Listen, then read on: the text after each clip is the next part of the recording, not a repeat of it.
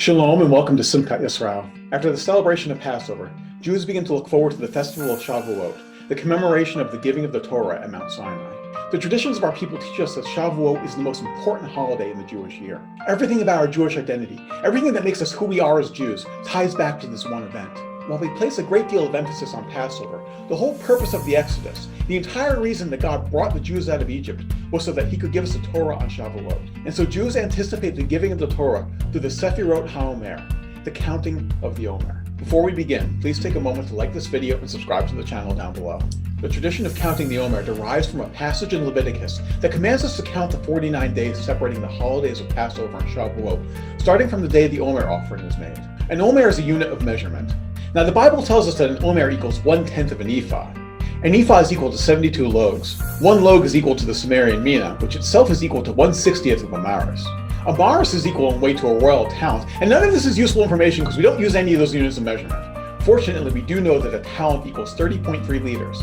So if my calculations are correct, this means an Omer equals 2.3 liters, or according to Jewish tradition, 42 eggs. But don't go running out to buy 4 dozen eggs just yet. When the Second Temple was destroyed in 70 AD, the Omer, like so many other sacrifices, ceased to be offered.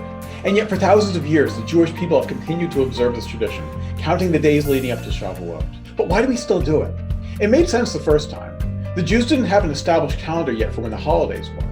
But we certainly have them now.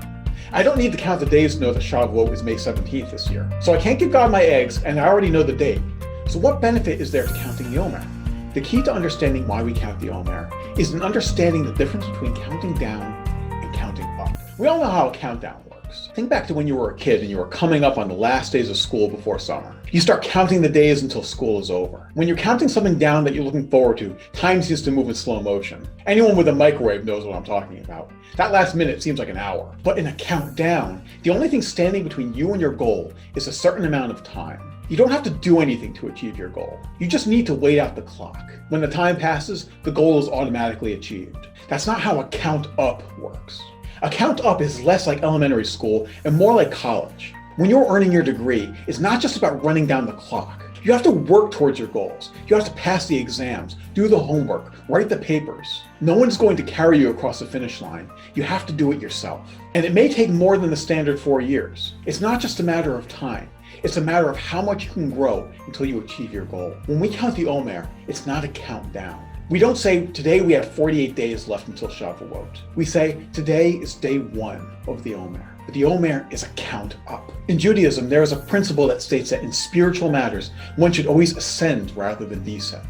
This is why we light an additional candle on each night of Hanukkah, rather than start with 8 and count down. We should always be striving to grow and change and become more than what we are today. During this period of the Omer, we are being challenged to take steps closer to God, day by day, until we celebrate the great gift of the Torah and the Ruach HaKodesh on Shavuot. Shalom, and thanks for watching. If you like this video, please subscribe. And don't forget to visit simchatyisrael.org to learn more.